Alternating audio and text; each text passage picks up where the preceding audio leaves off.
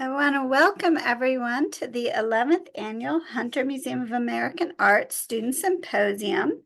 Each year we do these on a theme that is tangentially related to an exhibit here at the Hunter. So in the midst of a big new media show, which also coincides with a national and a global discussion about the role of technology in our present and future, it was the perfect time to invite college students to explore themes of technology and identity. We had applicants from all over the country, and we were able to select 6 very talented applicants who have some really thoughtful approaches to the way technology has interfaced in the past, the present, and the future. I'm honored to be here with Dr. Bart Pushaw, who is UTC Professor of Art History, who has been working with the students and assisting them throughout this process. And he will also be speaking at various points and summarizing some of the students' statements and helping with the discussion. So what we're going to do, just to give you the run of the afternoon, is that we ordered these basically chronologically. So we will have 3 papers. Bart will introduce the 3 students, and then we will have a brief restroom break, and then I will come on with the last 3, and we'll do a group discussion. So we do have, of course, the chat enabled, and as you may have seen in my notes, in the chat, please write down any questions you have as it goes along. We'll be sure to take note of them and to bring them back into the discussion at the end. So with that, I will invite Bart to begin with the first 3 students. Well, thank you very much, Adira. It's exciting to be here. It's been very fun on my end to work with half of you virtually over the past couple of weeks. So I have the honor of opening and introducing our first panel of speakers, which features 3 students. So I will introduce them and share where they're coming from and a little bit of insight into what you'll hear today. This group of speakers that we'll hear will all in various ways engage 19th century art and technology, but in really quite distinctive ways that we found really compelling and still find compelling, and we're excited that they're going to share their work with you. Our first speaker is Aubrey Dettman, who comes to us from the University of Alabama with a dual background in art history and engineering, which comes to bear also on the topic she will talk about, which is Thomas Cole, artist and inventor. And in doing so, she'll be thinking also about how technology can help us reconsider artist legacies and how we reconsider what exactly we value and what we prize when we talk about artists and their achievements. Our second speaker is Abby Peterman, who comes to us from the University of Delaware and their art conservation program, thinking about technology also in a way of reconsidering artists, but instead technology as the method by which we actually make art historical knowledge through a really exciting and I think compelling technical analysis of what conservation can reveal or conceal about an artist and their work. Our third final speaker will help bridge the gap from the late 19th century to the 21st century. This is Alexis Vanja Tirtaputra, who comes to us from Rhode Island School of Design with a concentration in illustration. And in her presentation, Mucha and Gacha, Art Nouveau and Gacha RPGs will help us think about how virtual worlds help mediate and reconfigure 19th century graphic design, and in particular, designs of Mucha and the ways in which the Czech artist Alfons Mucha continues to resonate today in maybe unexpected ways. So without further ado, I will give the floor over to Aubrey. All right, thank you very much for that introduction.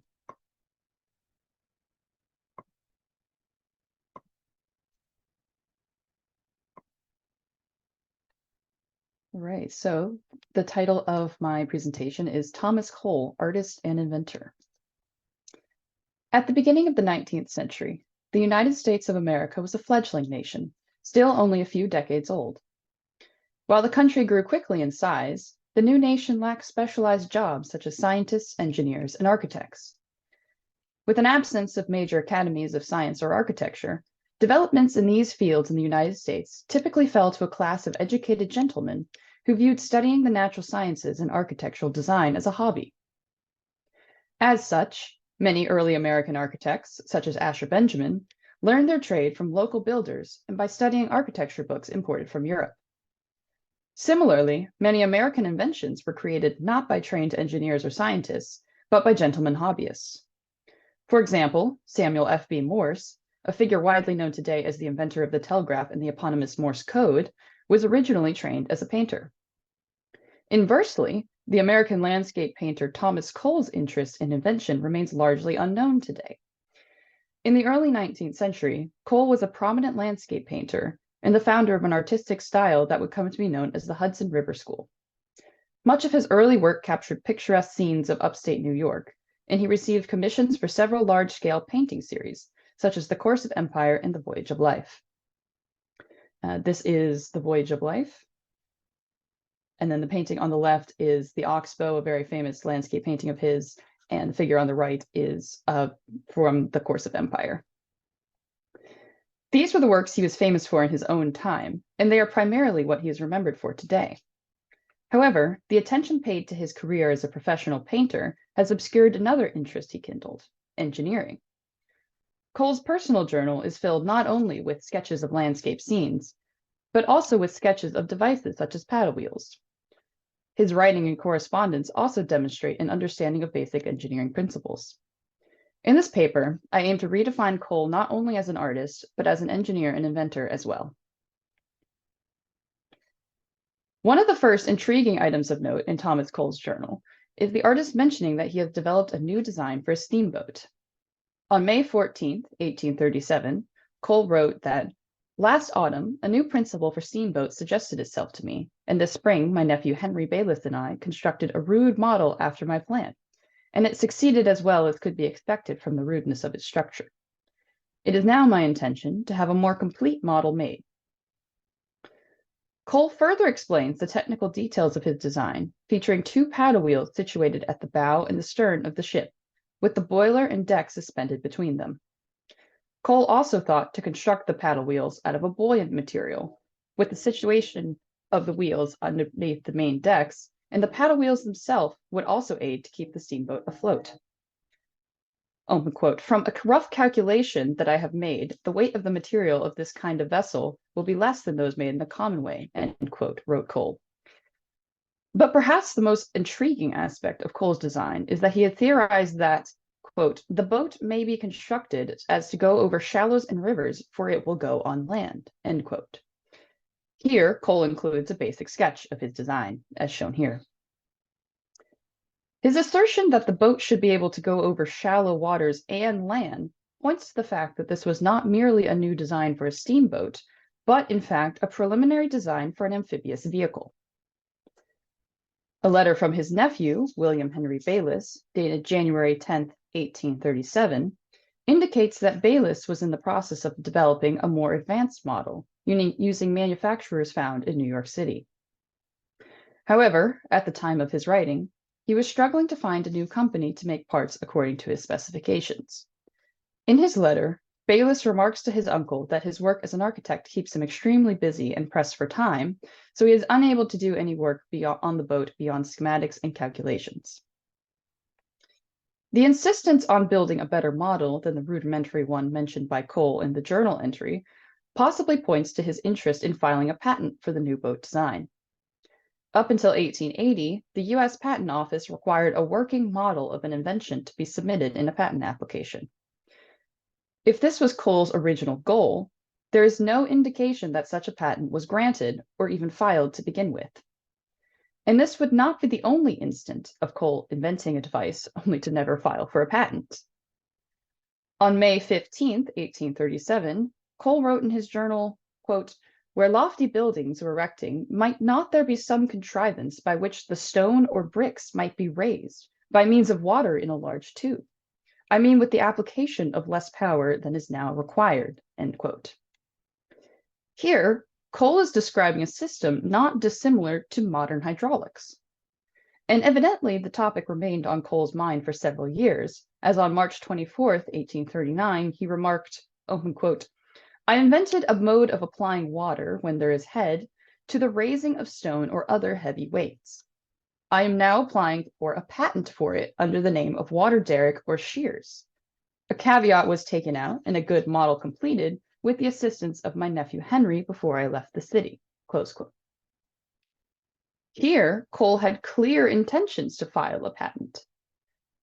Beyond his saying so, the caveat he refers to would have been a patent caveat, the legal document procured prior to the application for a patent.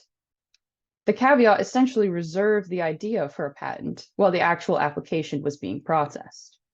And yet, Thomas Cole was never awarded a patent for his device, despite this being the first instance of a hydraulic crane system in the US, years before a patent of a similar device was eventually awarded.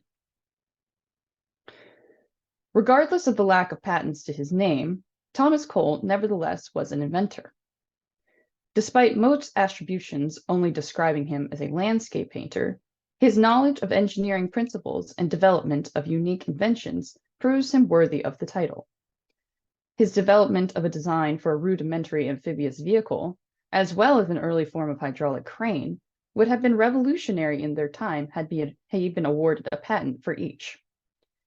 It is difficult to determine why he was not awarded these patents. Perhaps he never finalized his applications, or perhaps his designs were too similar to another's. Whatever the case, his aptitude and interest in the field of engineering cannot be ignored.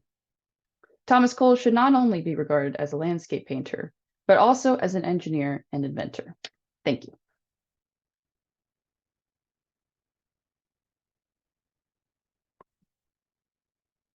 Well, thank you very much, Aubrey. We will now give the floor to Abby. Hi, everyone. Let me just share my screen.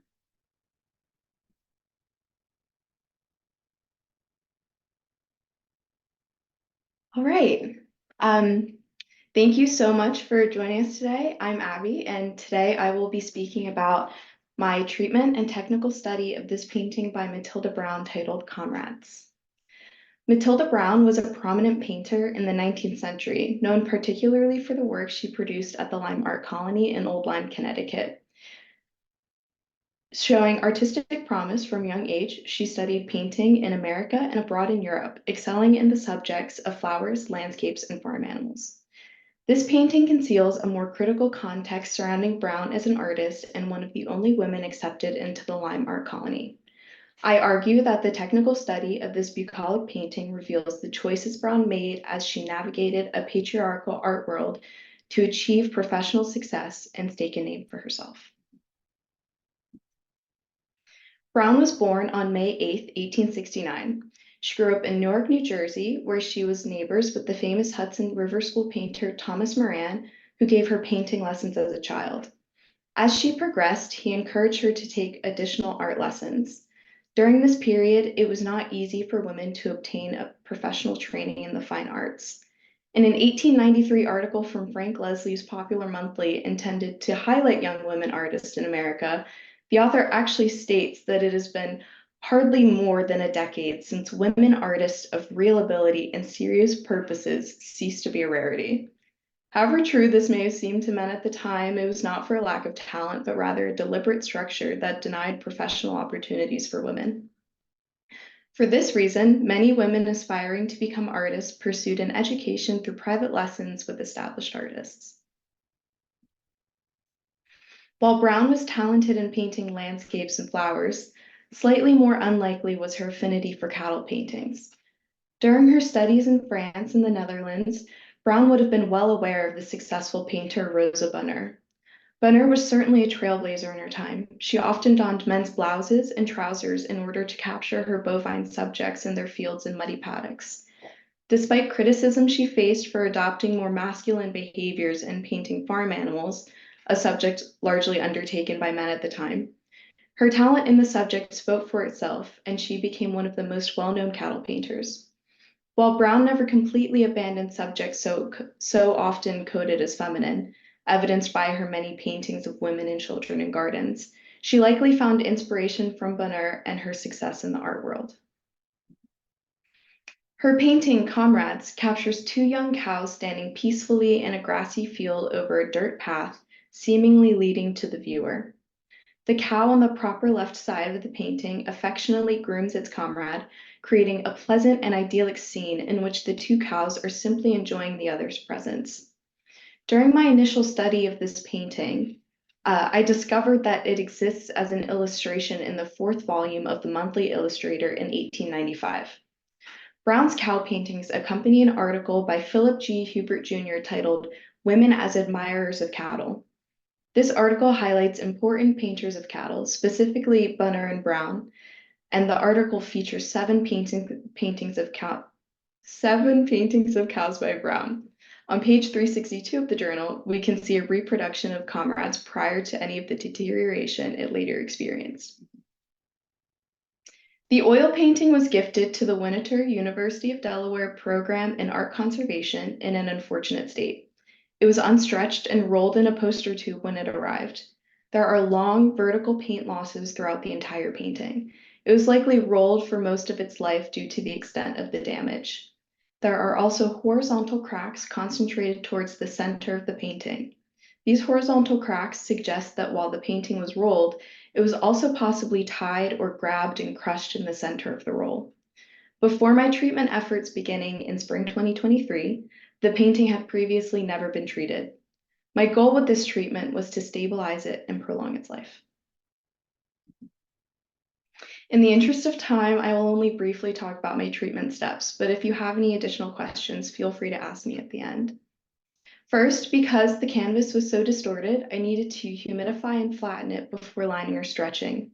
These photos show the humidity chamber that I constructed with the help of Dr. Joyce Hill-Stoner. After humidifying and flattening, I lined the painting onto Sumbrella with Biva 371 for additional support as seen in the photo on the left. The photo on the right shows the lined painting from the verso after I gave it a new stretcher. Once the painting was on a stretcher, I was better able to see the losses of paint from the front.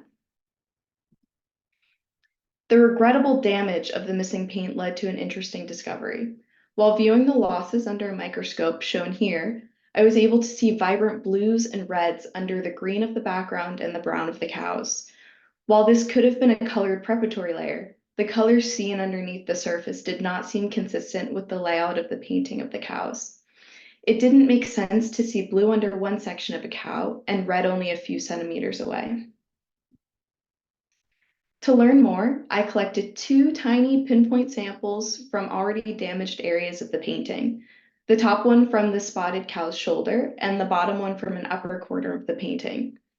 With the help of Mina Perel, we embedded the samples in a resin cube, carefully polished one side of the paint chip, and viewed under magnification to see the layers of paint. These cross-sections revealed an unexpected and complex stratigraphy that was not consistent with how Browne would have painted. Comrades is directly painted with accurately rendered cows in small brushstrokes and a looser impressionist-inspired background. Browne likely painted her models live and therefore quickly. This means that the layers in these cross-sections were not all completed to paint these cows. In other words, there's likely an entirely different painting that exists underneath the cows. To test this theory, I used imaging techniques commonly used by conservators to learn more about the layers of the paint. This included infrared photography and X-radiography.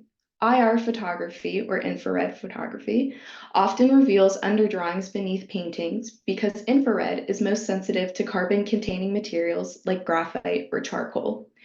The infrared photograph we took, shown on the left here, did not show anything unusual, but this only indicates that Browne may not have used underdrawings containing carbon while planning the composition of her paintings.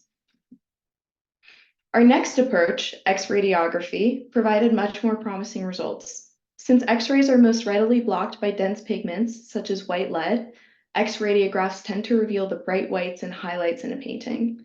In the X radiograph of Comrades shown here, some strange highlights can be seen behind the cows. As you can see with the overlay of the cows here, these highlights are not consistent with the highlights that can be seen on the surface of the painting. Some of the highlights, like on the proper left cow's head and shoulder, make sense, but others between the two cows and beneath their hooves are a bit more puzzling. While determining the results of an X radiograph of a painting is largely subjective, I believe there could be a still life of flowers in a vase underneath the cows, as I illustrated here. The petally appearance of the highlights in the center of the canvas reminds me of the flowers in some of Browne's other works, specifically zinnias and gladiolas on the right from 1926, or this floral still life on the left.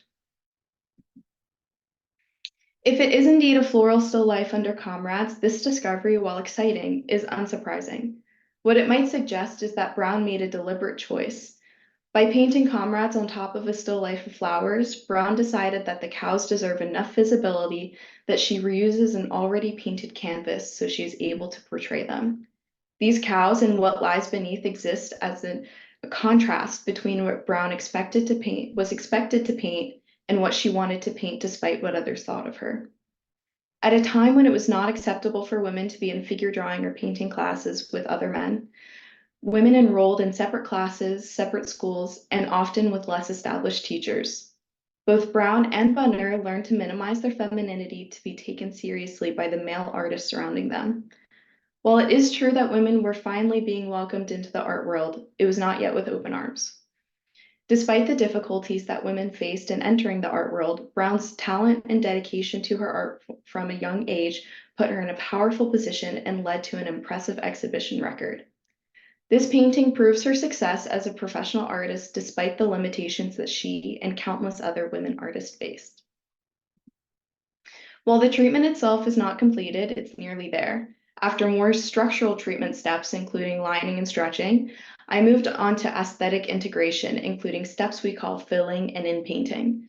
During these last steps, I'm only retouching areas of loss to restore unity to the image and allow it to be interpreted by future historians. In the image on the left, you can see all of the losses filled with a white removable putty.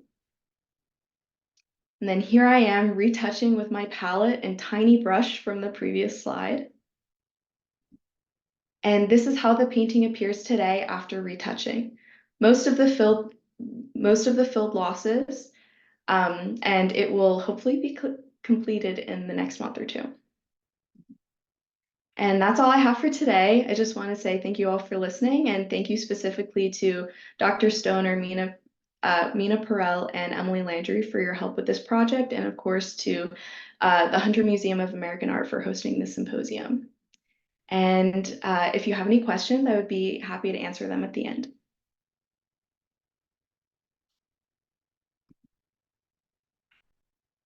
Thank you very much, Abby. It's very exciting to see it go from paper into presentation.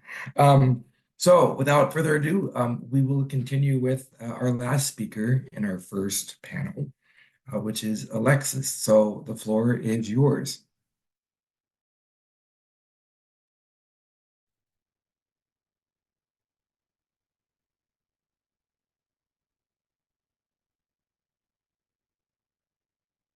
Um,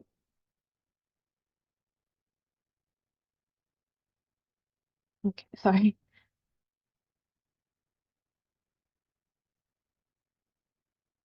Um, so hello everyone. My name is Alexis Vanja, and in my presentation, Mucha and Gacha Art Nouveau, how has Alphonse Mucha's Art Nouveau influenced present-day Gacha splash arts? I'll be talking about how across across time and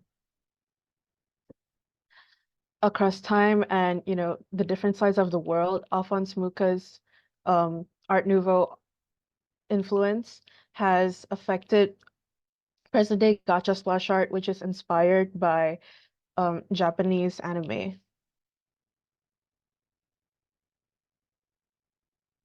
So Art Nouveau is probably not the first thing that would pop into your head when you think of video games. Yet, Alphonse Mucha's iconic Art Nouveau ladies and gacha game characters share more similarities than you would think. Present-day gacha games like Genshin Impact and the Art Nouveau movement are more than a century apart, but and they seem to exist in different worlds. So what could they possibly have in common?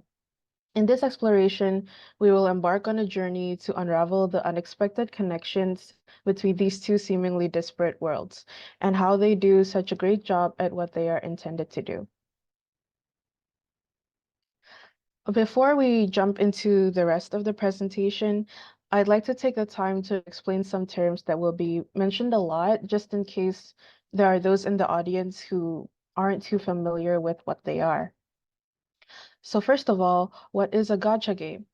A gacha game refers to a type of mobile or online game that incorporates a system where players can acquire a virtual item like characters or weapons through an RNG or random number generator system, which is the underlying algorithm that determines the outcome of the player's attempts to get the item that they want.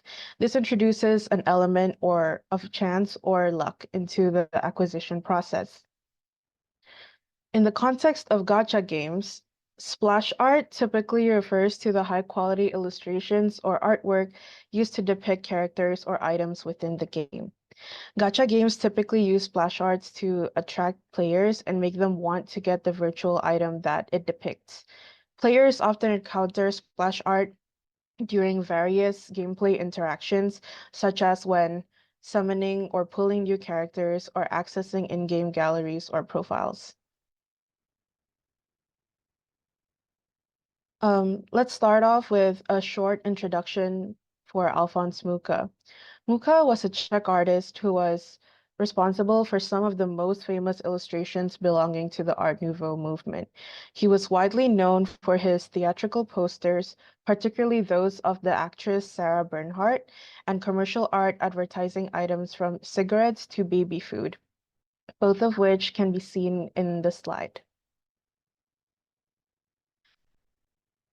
Gaiman, the author of a book focused on Mucha's life and work, describes the Mucha style as a romanticized approach marked by sweeping and swirling ornamentations, usually in the form of billowing hair or floral branches, as well as circular halos and keyhole-shaped arches that frame the figures. Mucha's designs are fairly flat, but intricately decorated with pastel yet vibrant colors. Notably, Gaiman observes that Mucha's figures defy reality, lacking a clear ground plane and seemingly dangling in the air. They only exist within the confines of the artwork, surrounded by ornamental elements that serve to accentuate their beauty and put them in the spotlight. Mucha believed that the aim of art is to glorify beauty, and he achieved this by using tools like curved lines and motifs commonly found in nature. He held a firm conviction that humans are most comfortable with patterns and ratios found in nature as we evolved in a natural environment. In Documents Decoratives, which is a style guide that Mucha created, he explained that he did not simply draw a tree branch as is, noting instead that the movement and flow of the branch are what he needs. Then he simplifies that notion into lines and curves that evoke the image of a branch, which can clearly be seen in Plate 8, the image on the left-hand side.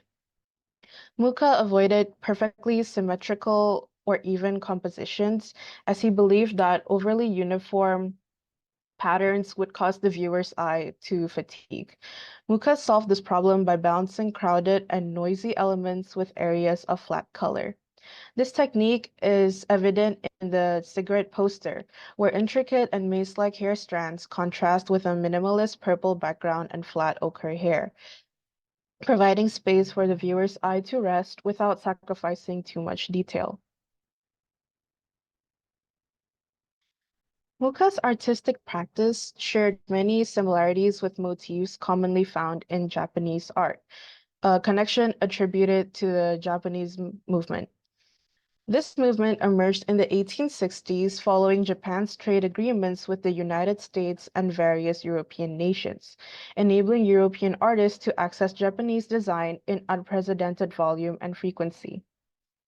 The floral style of Art Nouveau was inspired by the flowing curves of ukiyo-e prints, which also inspired the two-dimensional quality that can be found in many of Mucha's works.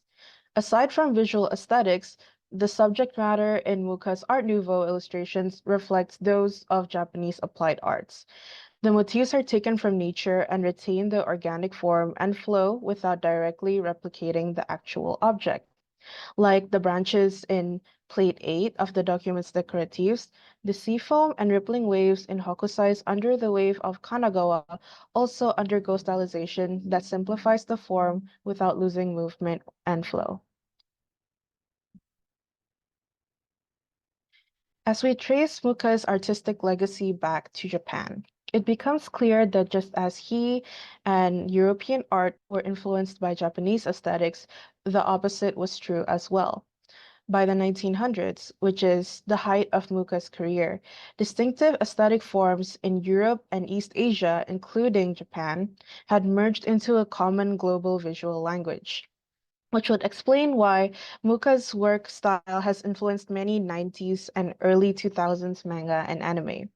His popularity in Japan is evident through the 2019 exhibition Mucha to Manga, showcasing Mucha's works alongside those of Japanese artists influenced by him.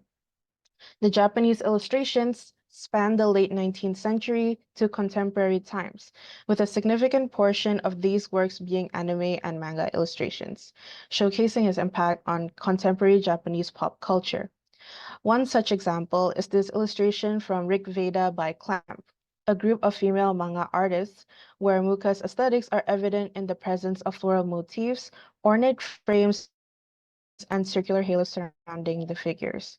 Another notable example would be the Sailor Moon pinups done by Naoko Takeuchi, the mangaka or manga artist of the series, that directly reference Mucha's The Precious Stone series. As explained earlier, Gacha splash art refers to the illustrations depicting characters from a gacha game, which are mobile games that involve an RNG system for obtaining in-game items or characters. The gacha game I am using as an example in this presentation is Genshin Impact, as I happen to play it myself. The art style of gacha splash art is closely connected to manga and anime aesthetics, which is likely because the games are from Japanese companies, or in Genshin Impact's case, draws inspiration from Japanese pop culture.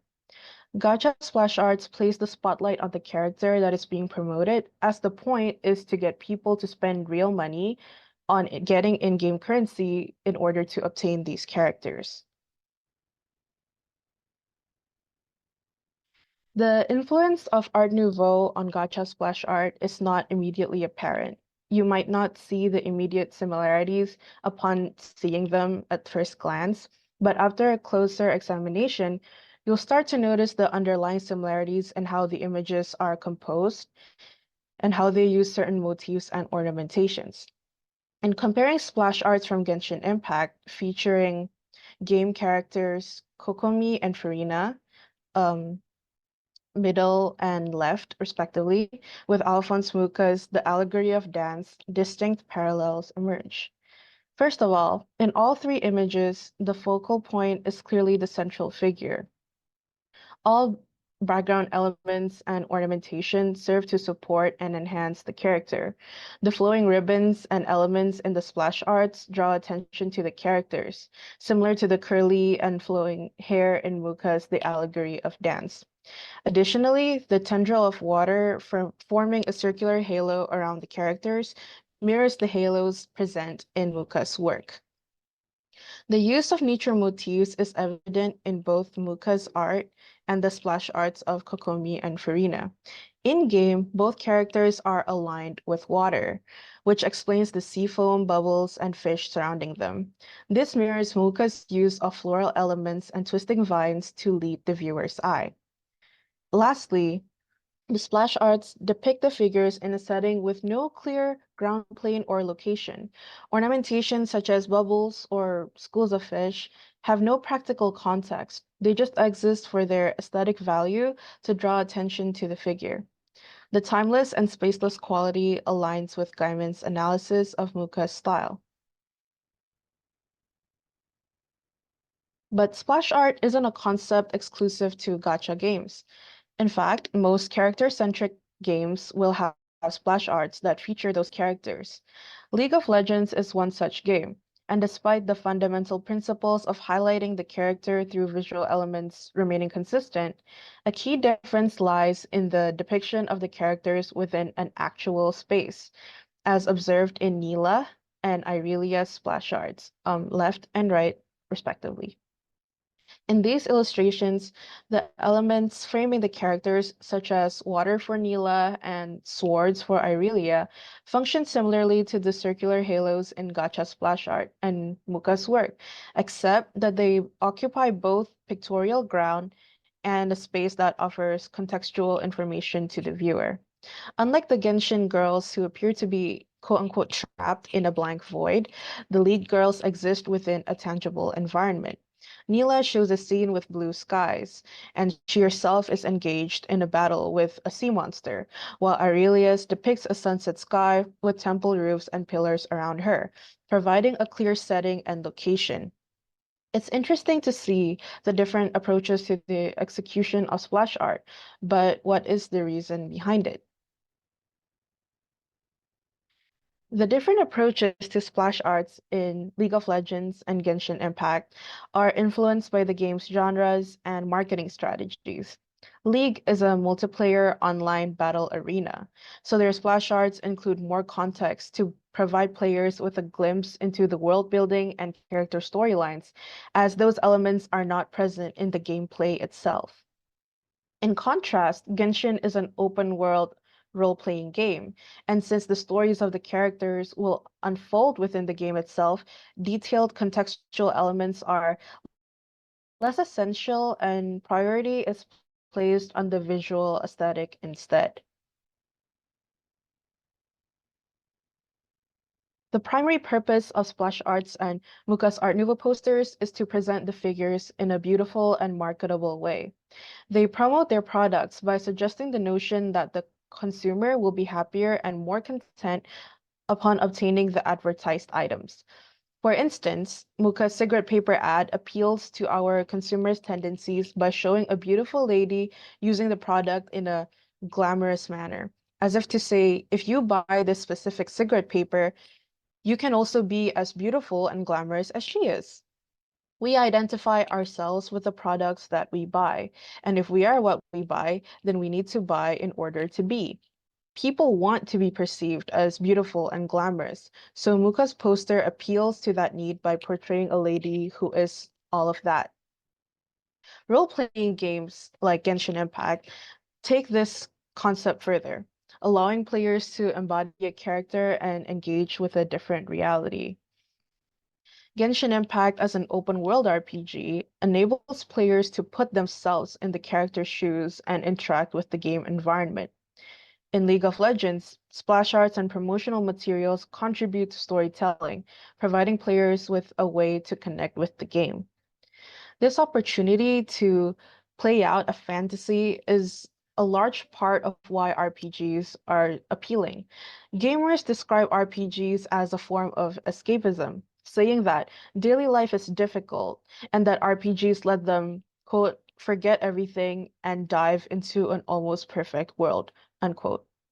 The visually appealing splash arts serve the same purpose as Mucha's posters, to encourage spending by presenting players with the opportunity to embody beautiful and powerful characters, creating a desire that motivates them to spend money in order to achieve that goal. Um, Aside from their shared objective of using aesthetic appeal as a marketing effort, that appeal has also influenced today's fashion scene, which brings me to my next point. Mucha's figures exude elegance and grace, dressed to the nine in complex garments. And the same can be said for gacha characters. As you saw in Furina and Kokomi's splash arts, The outfits that they wear are elaborate and far removed from everyday attire. They're certainly not suited for mundane everyday activities. For players, embodying this character offers a means to escape from conventional and quote unquote normal looking clothing like t-shirts and jeans. Many individuals engage in cosplay for precisely this reason, seeking to express themselves through attire that transcends societal norms. People cosplay as gacha characters and don flowing Mucha-like robes at conventions or Renaissance fairs, events that are created so people can embrace their inner unconventional style. You can see that in the very first picture, which shows two men in very impressive and elaborate costumes of video game characters, juxtaposed with my mom, who is between both of them. You can see that she is wearing normal day-to-day attire, and when you see them side by side, you can see just how different cosplay and mundane everyday clothes are. However, this trend extends beyond cosplay and outside the convention scene, as we witness a growing number of people embracing unconventional fashion choices for everyday wear, ranging from Harajuku fashion to modernized hanfu, both of which can be seen in the slide. This signals a shift towards embracing uniqueness and individual expression in daily life. So, in conclusion, our exploration of the unexpected parallels between Alphonse Mucha's Art Nouveau and modern gacha RPGs, such as Genshin Impact, reveals layers of fascinating connections. Despite the cultural and temporal gaps, Mucha's iconic aesthetic has influenced the visual style of gacha splash arts. As we analyzed Genshin Impact splash art, we discovered how they align with Mucha's visual principles of incorporating natural motifs, vacuum-like settings, and focus on characters. Both splash arts and Mucha's posters share a common objective: presenting figures in the most beautiful, aesthetic, and marketable light to appeal to consumers' tendencies and evoke the viewer's subconscious desire to picture themselves in the figure's place. The beautiful fantasy that splash arts and Mucha's posters sell also helps the audience escape from the mundane and embrace their inner unconventional style. Through both virtual realms and real-world fashion, there is a notable shift towards embracing uniqueness and personal style, as evidenced by the growing popularity of cosplaying and styles like Lolita, tech wear, and more that go against what is considered acceptable fashion choices. This exploration has shown that these vastly different worlds have quite a lot in common, emphasizing the enduring influence of beauty and aesthetics in shaping human experience and self-expression. And that concludes my presentation. Thank you so much to everyone for watching, and I'd like to thank Dr. Bart Pushaw and Adira Kazi in particular for helping me edit my paper and my presentation to make it even better. And thank you to the Hunter Museum for giving me the opportunity to present today. I'm very grateful. Thank you so much, Alexis, for your paper. I would also just like to say a general thank you and a round of applause to our first group of panelists, to Aubrey, Abby, and Alexis.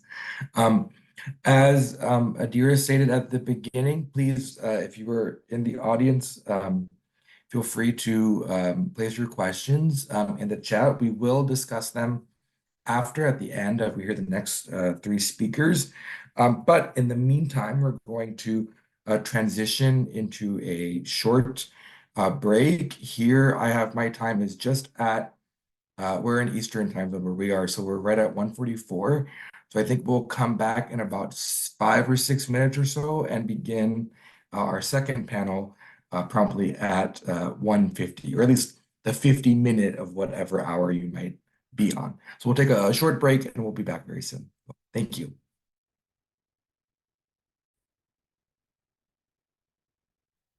I'd like to welcome everyone back to the second part of our symposium at 50 minutes into the hour, as Bart said, wherever you are. And we will be continuing with our next three students. And as Bart had indicated earlier, it's been delightful to watch these projects and these ideas come to fruition and come together in these papers.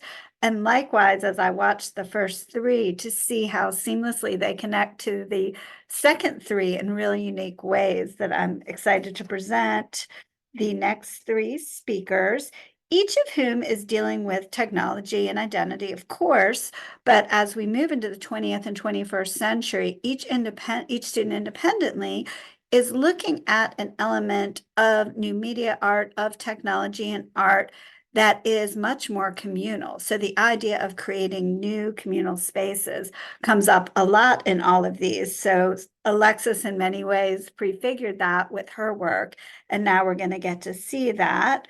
First with Joel's and his work on mail art, then with Amiyah and her work with new media, and finally with Aimee as she explored her own art and went both to the past and the future of how digital illustration can allow for a greater accessibility in the art forms in general, as well as with technology. So with that introduction, I will invite Joel to come on and share his screen.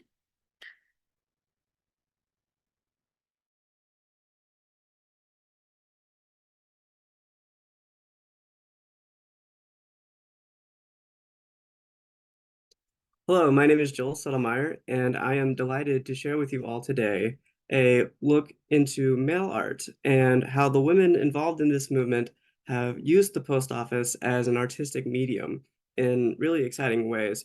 I'm going to begin by explaining what mail art is and why artists did and continue to do it, and then I will apply mail art principles to early feminist performance to show how the medium was uniquely situated in the history of art to express female solidarity and explore new ideas of gender identity through conceptual performance.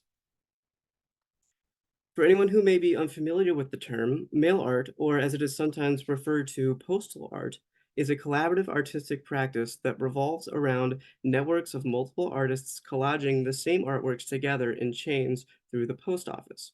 The movement first began to emerge out of the interdisciplinary practices from performance artists who were associated with the Fluxus group, as well as Latin American concrete poetry. There are two major exhibitions that I consider to be a catalyst for mail art's momentum, one of which was a 1970 exhibition of mail art from the New York Correspondence School at the Whitney Museum, curated by Marcia Tucker. While this exhibition did much for the reputation of a few select male artists, specifically the American artist Ray Johnson, it was critiqued by many in the network, such as in the case with Carol Schneck, whose work is seen on the left, due to its involvement with an institutional space. This was antithetical to male art, which challenged the traditional way that art was produced and distributed through gallery spaces, as well as respond to international post office decency statutes and censorship, trying to test what could make it through. For example, there's some stories of artists sending bricks through the mail or envelopes full of nails. I included this example by Genevieve Gamieux to show how, at that time, women were also making mail art with objects meant to test post office screening while infusing them with feminist ideals to question daily life, domesticity, and women's roles in society. The second exhibition I consider to be a watershed event in mail art is of its progenitor, stamp art, in 1976. Artist stamps and stamp images, curated by James Warren Felter, advertised 35 mail artists and 7 collectives across the world, with anonymous or unknown makers constituting their own group. In 1979, the exhibition was brought to MoMA PS1 with an additional 15 artists. Out of that 50 total named artists, only 3 were women, Mae Wilson and Pat Taverner from the United States, and Susan Hillman from Canada. However, it is worth noting the groups that were invited to participate in this exhibition, particularly the Coach House Press and Anything Co. from Canada, both of which were independent collectives of artists and poets receiving some small funding from the Canadian government and predominantly ran by women. The involvement of these collectives highlights my argument that the participatory aspect of male art lends itself well to artists looking for solidarity, especially those associated with second wave feminism.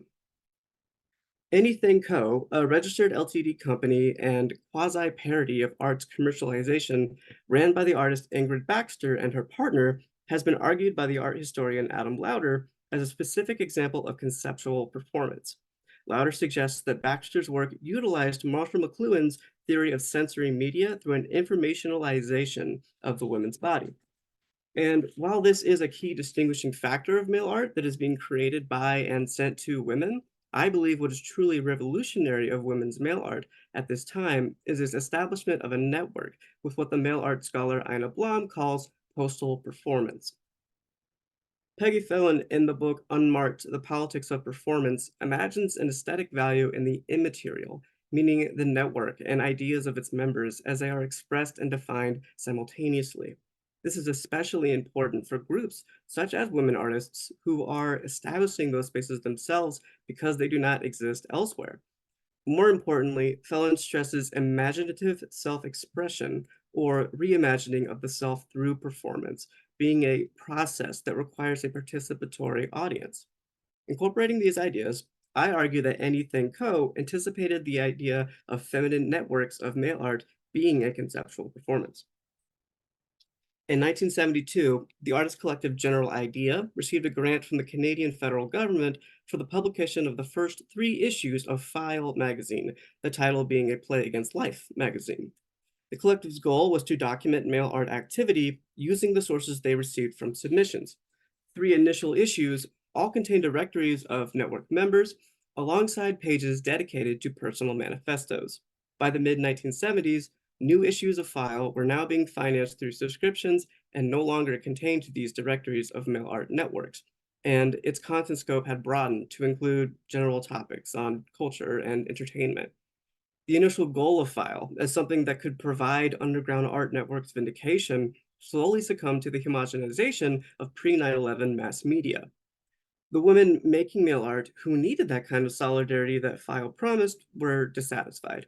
In 1974, Canadian artist Anna Banana presented a response at Decadence, a network event in Hollywood, California, called Vile magazine. The 6th issue of Vile, VILE, shown here in the center, was titled Female Art, which was a turn of phrase first found in stamps by the artist Pat Larder the same year. And I included this image from File magazine to show that there's really, I think, some very clear gender coding happening visually with these manifestos. Female art contained artworks, correspondence, and directories of over 100 women, and the wide array of practices communicating together allowed conceptual performance to foster. Throughout all of these works, an underlying principle can be found in downplaying the importance of the individual and the fixation on art as commodity. Play with identity is seen in several instances, including personal or emotional statements under a false name, swapping the identity of 2 individuals, experimentation with pronouns, or taking on shared identities. However, all of this is not without its own weaknesses or hesitations in appraisal. The largest archives and collections of historic male art that have been preserved institutionally and therefore studied the most are still subject to the Eurocentric machinations of the global north. There are large repositories of male art in Canada, the US, Denmark, and Germany. Finding the women represented in these repositories is a painstaking task, which arguably would not be possible at all if not for the key figures I've included and their devotions to organization. Finding diversity within this group of women is even more difficult, if not borderline out of the question.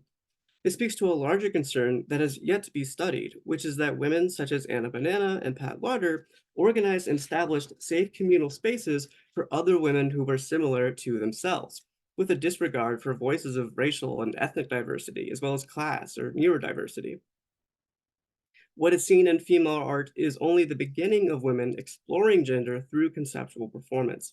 File magazine's first publication predates the Brooklyn Museum's landmark exhibition, Women Artists 1550 to 1950, curated by Linda Nochlin and Sutherland Harris by 2 years. And as such, File was never subject to the criticisms that this exhibition received for its marginalization of non-Western or non-white women who are making art in a patriarchal system, or doubly colonized, as described by Beatrice Spivak.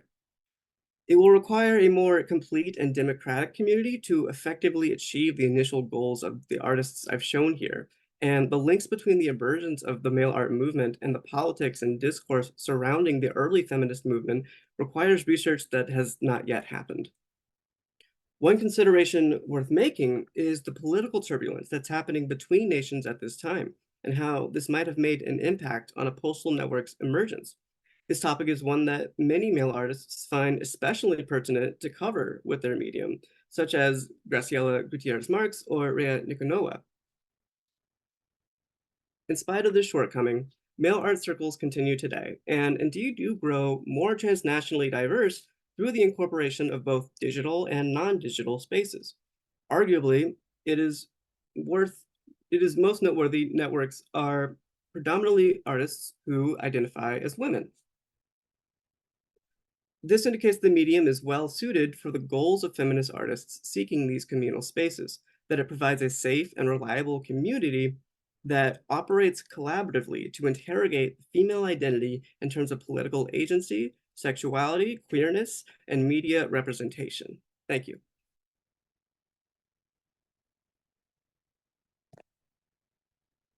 Really nice job, Joel. Thank you. And as we continue into, I guess, the 20th, but more the 21st century, we are going to move on to Amiyah. She talks about new media art, which brings in a lot of the same themes, but with new technologies. Okay, I will share my screen here then.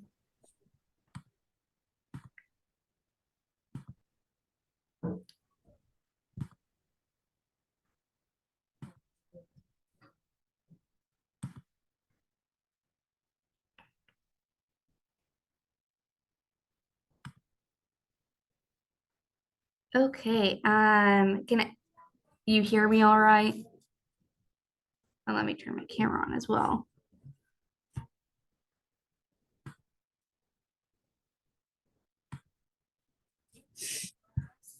All right, well, I first off want to say thank you to the Hunter Museum for inviting me to speak here today.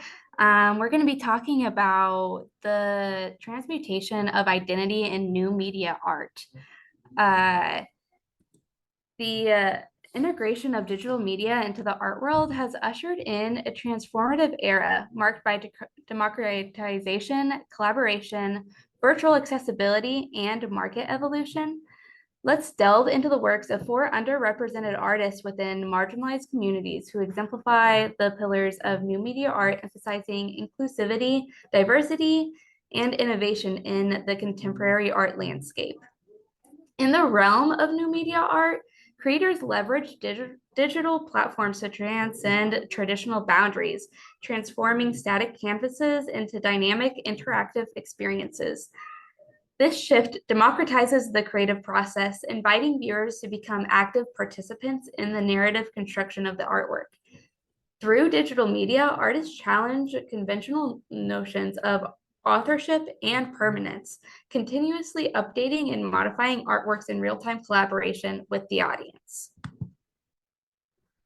At the forefront of digital art innovation, Refik Anadol's immersive audio-visual installations exemplify the democratization of creation. Through the integration of data-driven algorithms and machine learning, Anadol invites viewers to embark on sensory journeys that challenge traditional notions of authorship and ownership.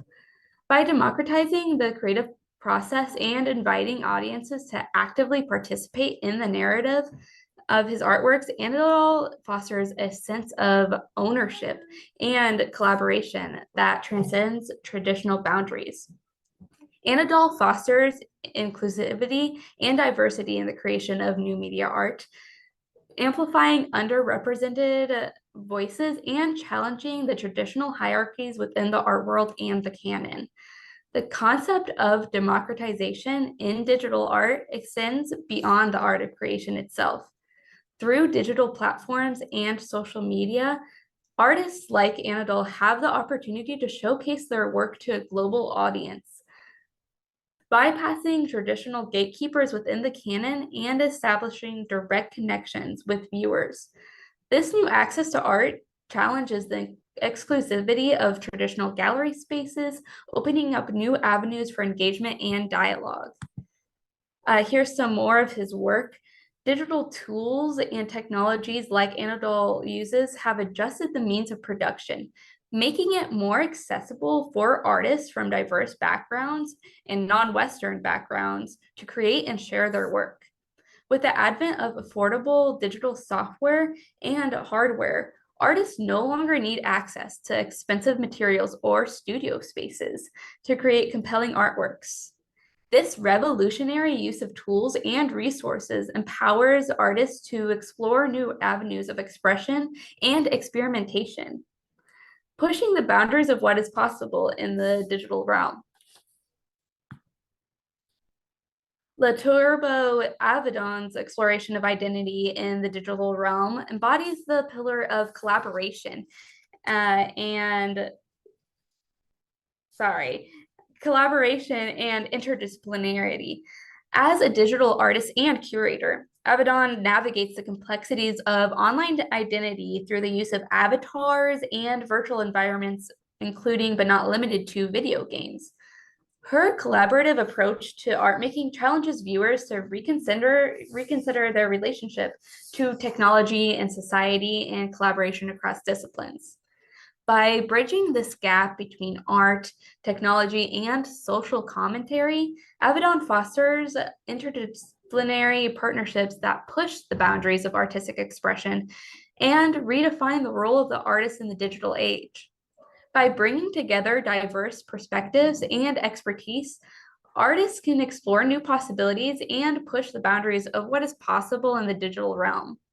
Collaboration encourages experimentation and risk-taking, leading to the development of groundbreaking artworks, challenging existing norms, and provoking thought. Moreover, interdisciplinary collaborations in digital art have the potential to address complex societal issues and foster dialogue on pressing global challenges in a more accessible space than your traditional gallery.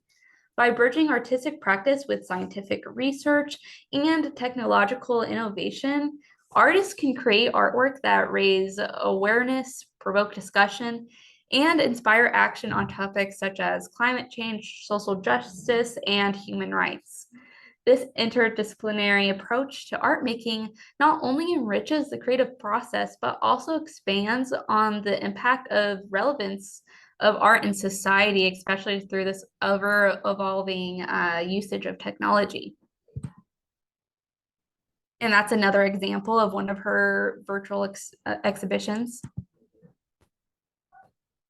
Raphael Lozano-Hemmer's interactive installations epitomize the pillar of global accessibility and virtual exhibition, not unlike the last artist. By incorporating elements of surveillance and audience participation, Lozano-Hemmer creates immersive environments, transcending physical constraints and engaging audiences on a global scale. Through the use of digital platforms and virtual galleries, his work reaches audiences beyond traditional gallery spaces, challenging conventional notions of art curation and exhibition. By embracing this virtual accessibility and redefining the boundaries of art presentation, Lozano-Hemmer's work opens up new avenues for global engagement and dialogue in the digital age.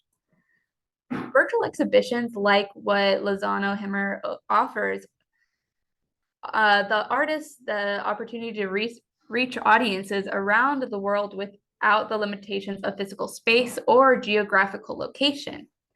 Through virtual platforms, artists can curate exhibitions, showcase their work, and engage with viewers in new and interesting ways.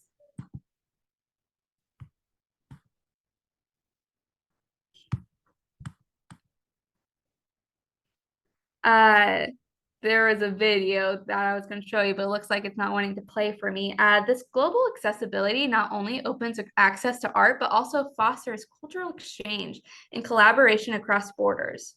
Moreover, virtual exhibitions have the potential to democratize the art market by providing emerging artists with a platform to showcase their work to a global audience.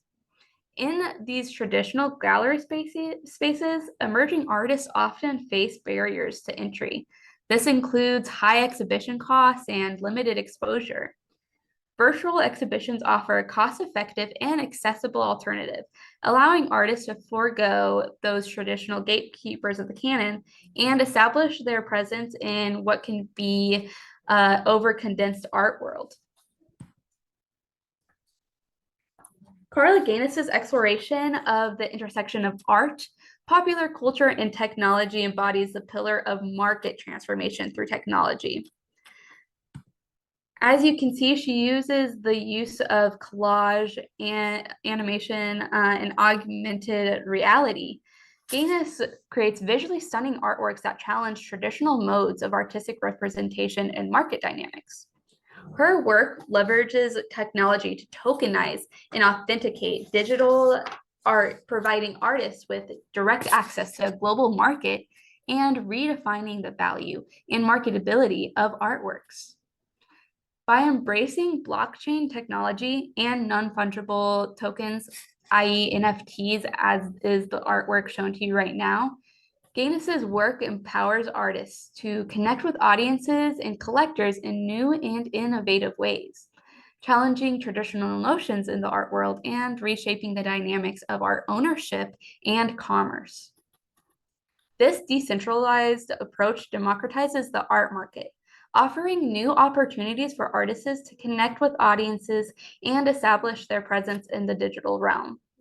The integration of blockchain technology in the art market has definitely sparked debates about authenticity, ownership, and value. NFTs allow artists to tokenize their digital artworks, providing a unique digital certificate of ownership and authenticity. This transparent and decentralized system challenges traditional notions of art ownership, empowering artists and collectors alike. Blockchain technology has the potential to revolutionize the art market by providing artists with greater control over their work and a more direct relationship with collectors. Through smart contracts and decentralized marketplaces, artists can bypass traditional intermediaries such as galleries on auction houses and sell their work directly to collectors. This reduces transaction costs and increases transparency, fostering a more equitable and accessible art ecosystem. The works of Anadol, Avedon, Lozano, Hemmer, Gaines offer profound insights into this transformative landscape of digital art that we're seeing. Through their innovative use of technology and digital media, these artists challenge traditional boundaries and push the limits of artistic expression in the digital age. As technology continues to evolve, the contributions of these artists serve as a testament to the enduring power of art to provoke thought, inspire change, and shape our understanding of the world around us. These works offer valuable insights into the evolving narrative of technology and art, particularly from the perspective of non-Western artists. Each artist's approach to digital media reflects their unique experiences, challenges, and perspectives, contributing to a more inclusive and diverse discourse, and this is within the contemporary art landscape. Through their diverse approaches, these artists challenge traditional norms, amplify underrepresented voices, and they foster inclusivity and diversity within the contemporary canon, shaping a more equitable cultural discourse in the digital age. Thank you again to the Hunter Museum. I'd also like to thank my advisor, Erica Biddle at Fort Hays State University. Again, this has been such a privilege.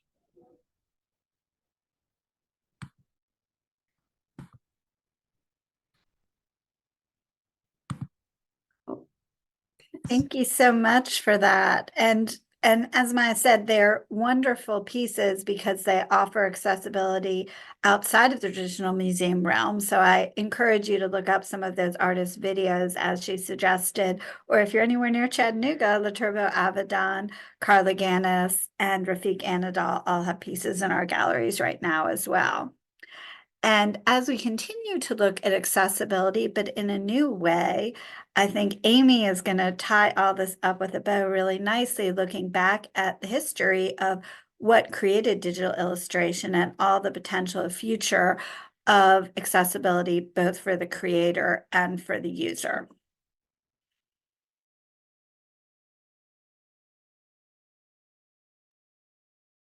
Hi, everyone. Thank you, Adira, for the introduction.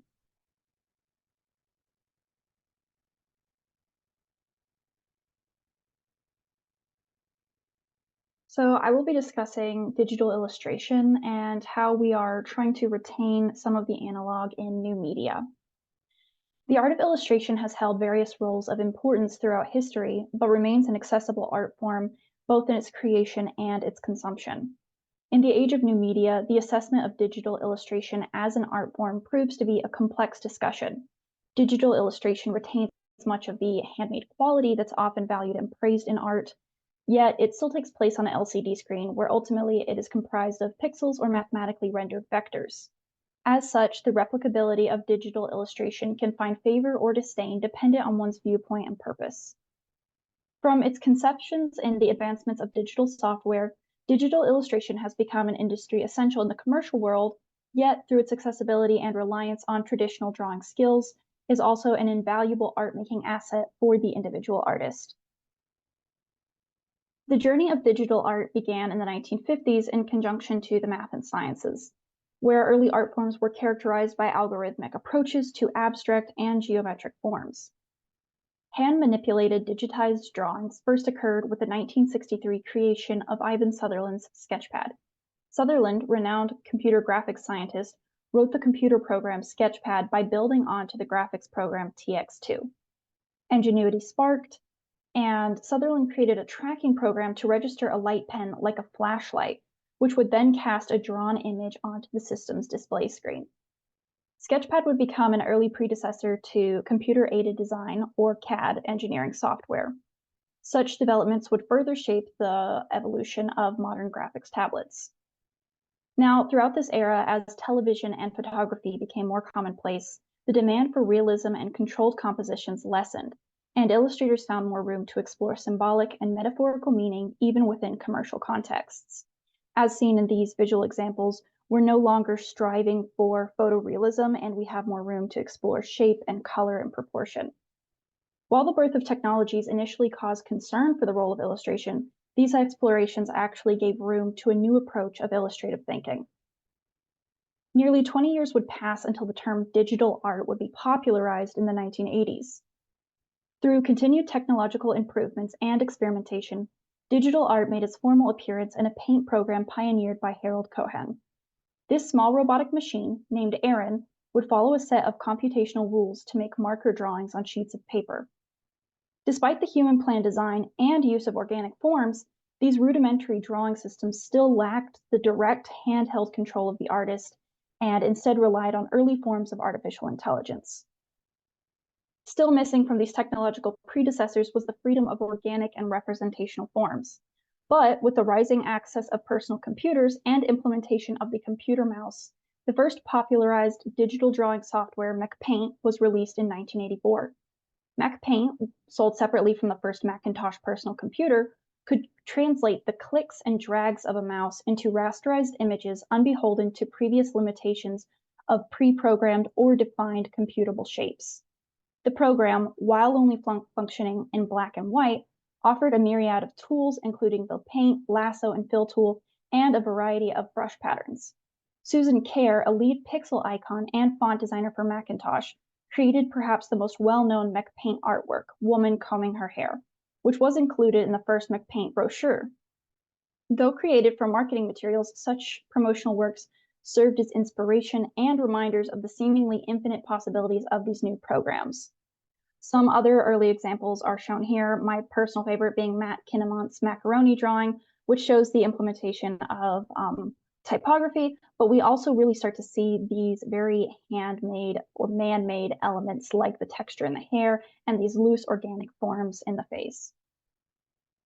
Microsoft released their corresponding software, PC Paintbrush, the next year. Following shortly after in 1987, Adobe Illustrator and Photoshop were released, with Adobe Illustrator becoming a bridge for hand-controlled illustrations and vector graphics. The continued evolution of technology and the growing spread of its use continue to be matched by the capabilities and variety of drawing software. I've also included some other examples of early digital art. McPaint and Photoshop were obviously not the only types of programs being used at this time, but we can see some of the explorations by Keith Haring or this one right here, Barbara Cassim. For digital illustrators, graphic tablets or drawing tablets would soon largely replace the computer and mouse.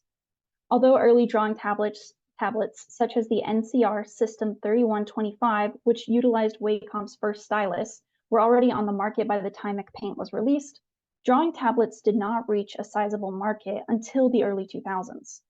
Nonetheless, this foothold of the drawing tablet market aided the growth of digital illustration access. The tablets use pressure-sensitive styluses, with screenless tablets requiring the user to pair the drawing pad to a computer, or an LCD screen tablet taking on the role of both canvas and computer. The beginning principles of Sutherland's sketchpad is still at work here. The corresponding stylus functions like Sutherland's light pen, sending signals to the tablet's drawing program. The implementation of computers and computer software created a new environment in which digital illustration came to life. With these tools at an illustrator's disposal, illustration is unbound by physical space and can take place on a multitude of easily transportable devices and drawing software programs. These illustrations can stay within the confines of an LCD screen, fine movement animation, or leap to virtually any space or scale. Some examples include this drawing in the bottom middle, which is created as a vector illustration, but is designed to ultimately become a large-scale wall mural, or this Time for Kids magazine cover, where we can see this juxtaposition of very clean and sharp typography with these small textural elements of handmade illustration. Through these massive changes, digital illustration has become widely accessible for both creators and consumers, with various compatible drawing software available for phones and computers, and a plethora of digital illustration knowledge just a short search away. I am the digital illustrator of a collaborative community book project which is being developed this semester. Ellie's Ice Cream Mystery is an illustrated children's book featuring Cookeville, Tennessee, and it's designed to increase public interaction and tourism, uniting people by exploring the city's downtown. As the book's illustrator, I find ways to capture the city's physicality and a more conceptual understanding of its social identity. With these developments of digital technologies, I am employing photography and the drawing software Procreate to create the necessary artwork. The illustration process still uses hand-controlled drawing, but with the aid of digital software, I am constantly learning how to combine traditional drawing skills and digital tools to express these concepts most fully.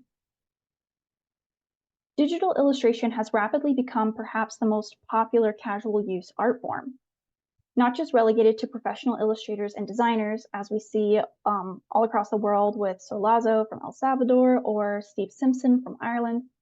The ease of access has also sparked a new wave of potential artists. While digital illustration may still be finding its place within the fine art community, it has already found its place with younger artists and hobby artists through the familiarity of drawing by hand and ease of access to drawing software.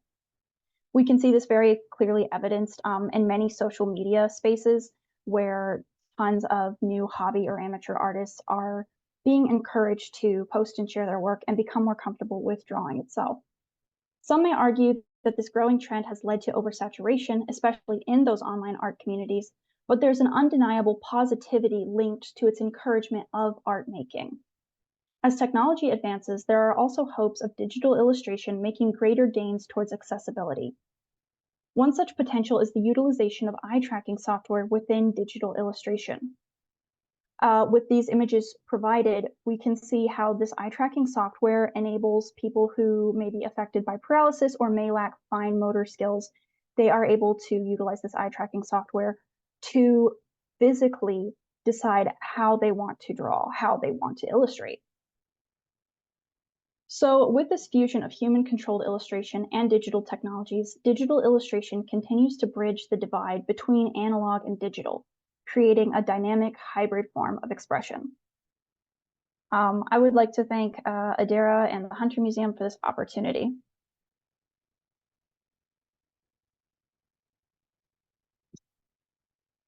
Thanks so much, Aimee. And I'd like to invite everyone to turn their screens back on.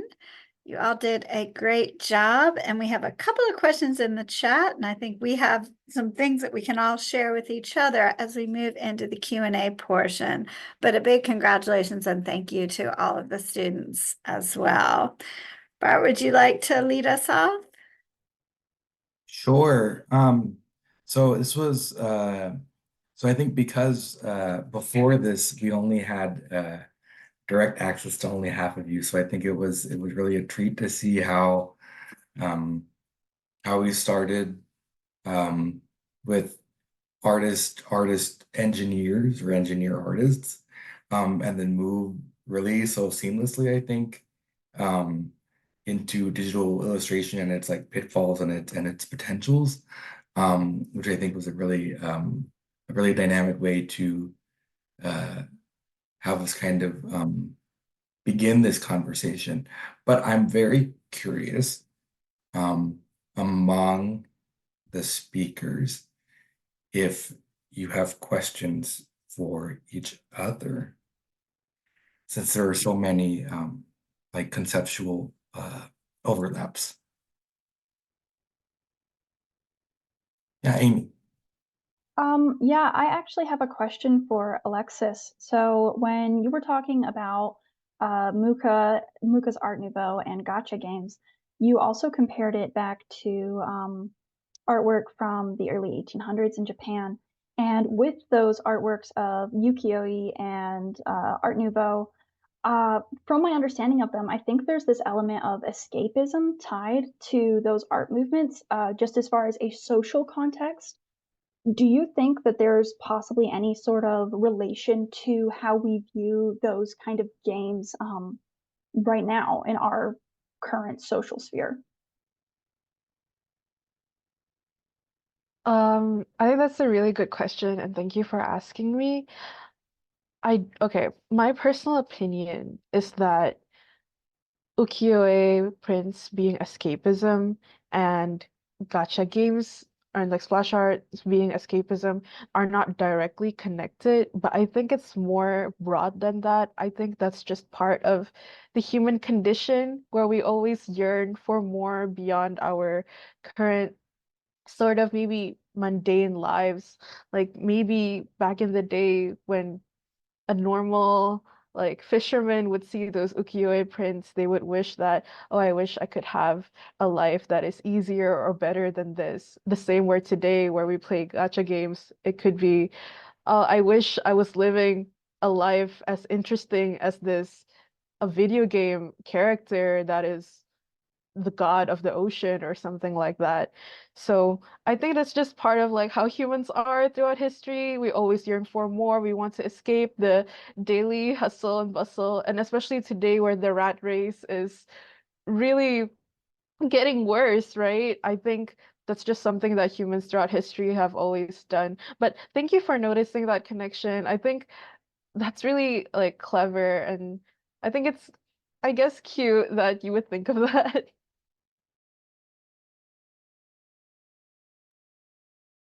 Aubrey, you have a question. Yes, I have a question for Abby. I found it really interesting that you were doing all of those different aspects of the conservation work. So I just kind of have a question about the conservation process in general.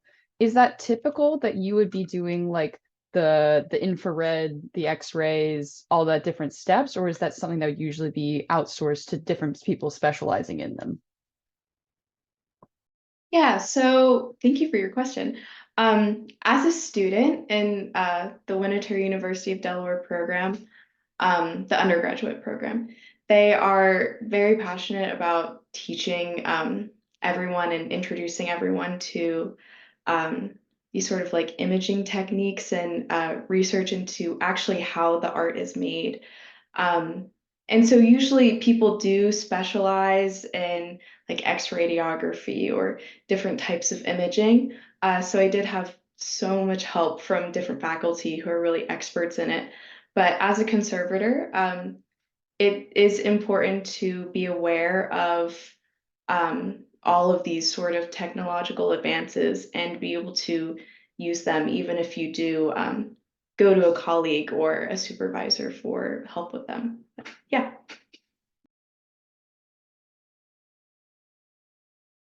And Abby, as long as you're answering one question, if I can ask you to answer a couple of questions that came in through, and I can read them aloud if you would like.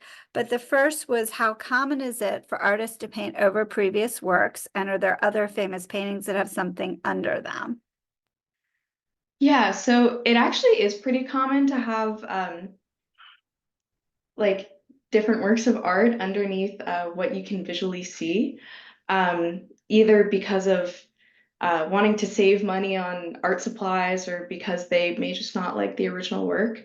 There actually is an example where I work at the Brandywine Museum of Art.